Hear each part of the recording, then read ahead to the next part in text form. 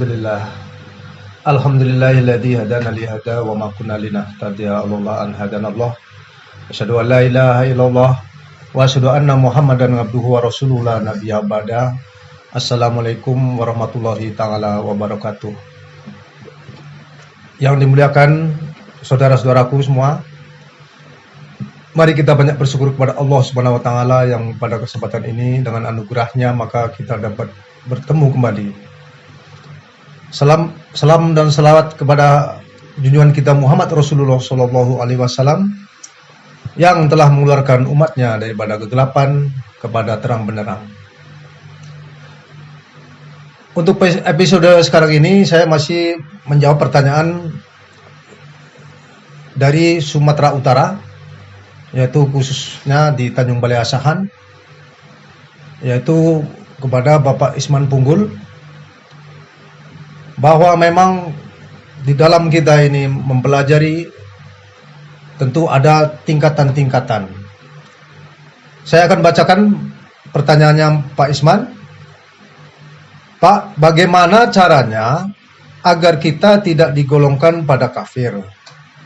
Karena tidak tahu dengan benda yang kita sebut namanya.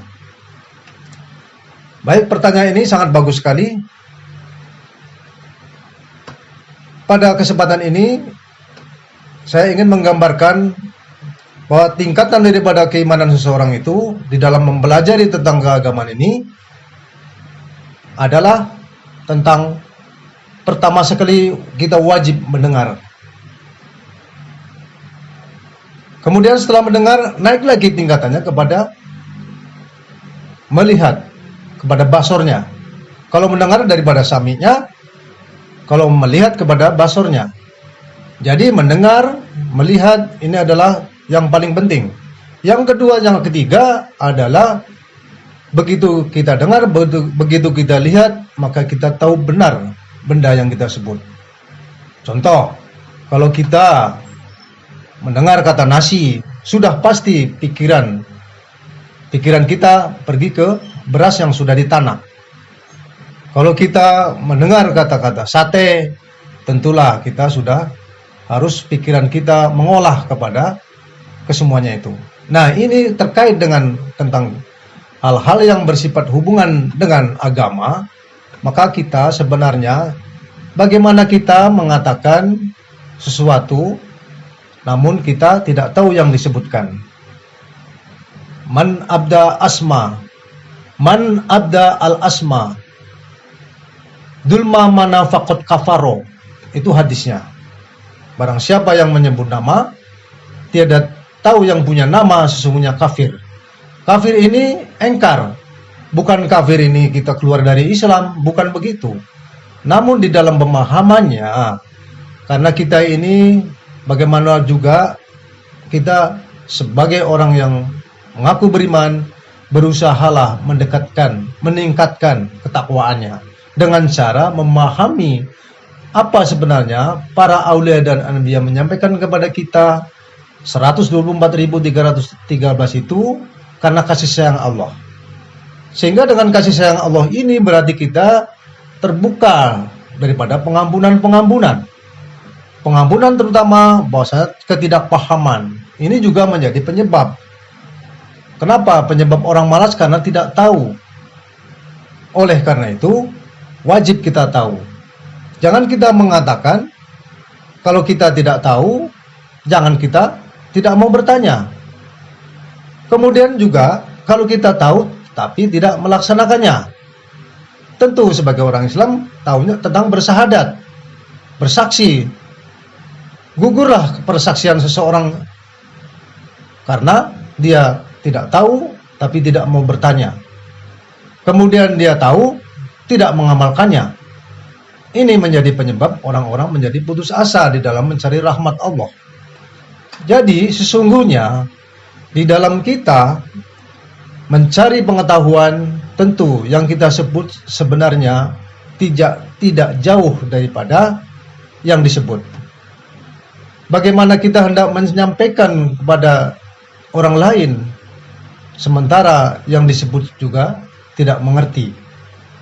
Nah, kaitannya dengan keimanan, bahwasanya golongan kafir, yang kafir itu bukan tubuh, yang kafir itu bukan manusia. Dalam arti tidak paham ini, yang kafir ini adalah kekafiran menuju kepada kafiran tadi, hati atau iman tadi yang tidak sampai kepada pengetahuannya. Jadi 3 hal tadi, yang mendengar, kemudian melihat, merasakan, ini terabaikan. Sehingga ketika kita bicara masalah Al-Quran, tentang bagaimana kita mengabdi kepada Allah, karena ia kena budua, ia kena setangin, maka kita mengabdi kepada Allah. Bagaimana caranya? Tentu harus tahu siapa yang mengabdi. Nah, dalam hal ini kita mesti tahu dulu. Contohnya kalau kita sembahyang atau mendirikan sholat, adalah iman yang sholat, iman yang berhubungan. Kemudian agar menjadi orang takwa. Iman sendiri tidak tahu apa itu iman. Kalau orang umum mengatakan iman itu apabila dia berbuat, dikeluarkan dengan lidah, diucapkan dengan lidah, dilakukan oleh fiil atau tubuh dengan perbuatan. Itu iman. Itu kan pengertiannya. Kebanyakan bahwasanya Al-Quran ini menerangkan yang semuanya itu ada di dalam diri manusia.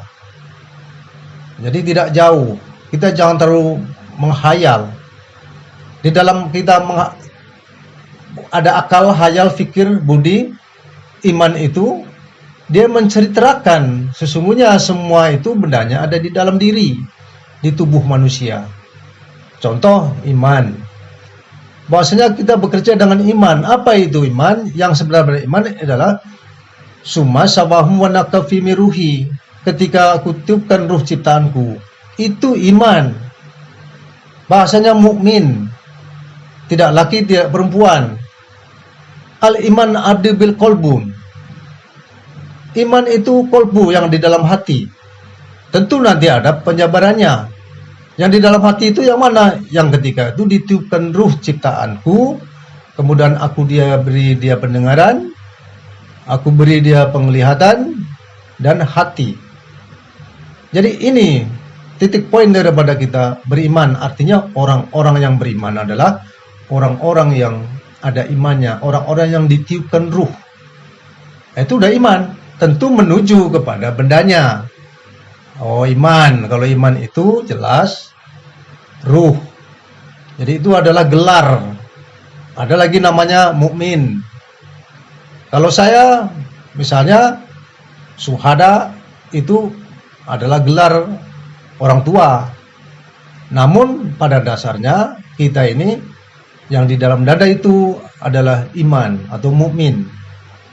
Jadi mukmin itu saya katakan tadi bahwasanya kita mendengar, kita melihat, kemudian kita merasakan. Itulah iman. Kemudian kita takwa, ittaqullaha haqqa tuqatih wala tamutunna illa wa antum muslimun. Takutlah kamu takut sebenar takut kepada Allah. Jangan kamu mati sebelum muslimun. Tergolong orang yang muslimun. Jadi artinya yang takut itu ada yang lebih takut lagi. Manusia umumnya pada takut, namun ada yang lebih dia takut lagi. Siapa? Itulah namanya iman. Iman itu takut. Karena takut. Kenapa takut? Karena tahu bahwasanya iman itu datang daripada Allah. Tentu kita paham dan kenal. Banyak keterangannya yang mengatakan bahwasanya iman itu al-iman abdi qalbun tadi adalah hambaku ada di dalam hatimu. Dia dari Nur Muhammad. Ingat kita Nur Muhammad, sehingga kita kembali kepada Nur Muhammad. Nur Muhammad bersama Allah. Allah bersama Nur Muhammad.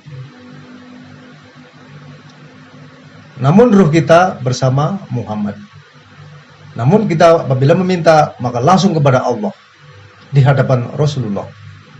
Surat 464 juga dikatakan, barang siapa yang mendolimi diri sendiri, maka datang kepada Rasul, minta ampun kepada Allah. Kemudian Rasul mengaminkan atau mendoakan kepada Allah agar kita mendapatkan pengampunan. Sehingga dalam keterangannya Nur Muhammad itu dulu tersebut engkau, tersebut aku, tersebut engkau sertaku, tidak sah, tidak sempurna meninggalkan engkau. Artinya Nur Muhammad ini terkait. Jadi pertanyaannya, bagaimana, apakah kita tergolong orang kafir karena tidak tahu? Bahasanya sebagai untuk yang sementara, Allah menurunkan para aulia dan anbiya. Jadi aulia dan anbiya itu diturunkan karena kasih sayang Allah kepada kita. Nah, jadi kasih sayang Allah kepada kita ditunjukkan dengan diperintahkannya, diturunkannya para utusan-utusan. Karena sekarang ini utusan itu sudah habis tugas. 15 abad terakhir Nabi Muhammad Rasulullah SAW habis tugas sampai abad terakhir ini, tentu dengan perpanjangan Rasul tadi. Namun yang disampaikan itu bagaimana para aulia dan anbiya menyampaikan, sampai para aulia dan anbiya menyampaikan di atas benda yang disampaikan. Jadi dia tidak membohong, tidak wakasab. Karena banyak orang artinya memfitnah. Jadi seorang nabi juga bisa difitnah, apalagi seperti kita manusia biasa. Nah, ini terkait daripada pertanyaan Pak Isman, mudah-mudahan dapat terjawab. Karena sesungguhnya kita ini belumlah selamat. Yang dikatakan Islam itu selamat, Islam itu titah daripada Allah. Dan jika kita mau menjadi orang yang selamat, tentu di tempat Allah lah. Akhir zaman ini sudah dibuka. Tidak ada rahasia lagi tempat kembali manusia. Manusia bangkainya tidak bakalan sesat. Ya, tidak bakal kemana? Tentu ke kuburan. Karena itu datang daripada manusia, datang daripada Nabi Adam, dari kedua orang tua kita, maka dia ke kuburan. Tentu kita ada yang kembali kepada Tuhannya. Kembalilah sekarang ini di akhir zaman sudah terbuka. Kembali pada ruh itu adalah di Baitullah, di Masjidil Haram. Jadi kita nanti terhimpun di situ, bukan di alam kubur. Kalau di alam kubur banyak sisaan. Memang benar alam kubur banyak sisaan. Nah, terkait dengan alam atau penggolongan kafir ini, kita mesti berusaha condong kepada keselamatan. Islam ini selamat. Salah satunya pengetahuan tentang keselamatan tidak lain adalah di Masjidil Haram. Kita hendaknya berhakikat. Tidak harus ke sana. Tubuh boleh ke sana bila mampu. Tetapi yang paling penting, zalika fama sayrullah. Zalika fama zuazim sayrullah fa innaha min taqwa qulub. Allah hanya melihat kepada rupa. Allah tidak melihat rupa bentuk tubuhmu, tapi dia yang hadir daripada hati yang takwa. Mana yang hati takwa adalah fa innaha min taqwa qulub. Yang muncul, yang terbit daripada hati yang takwa kepada Allah. Salah satunya itu. Jadi kita referensi untuk mengingatkan atau menguatkan hati kita. Memang kalau sekarang belum terbuka hijab seperti Bapak katakan tadi, terbuka hijab sebenarnya boleh jadi kapan saja. Namun kita mesti satu, pernah mendengar saya tadi. Pernah mendengar, yang kedua melihat, setelah melihat baru boleh jadi nanti merasakan.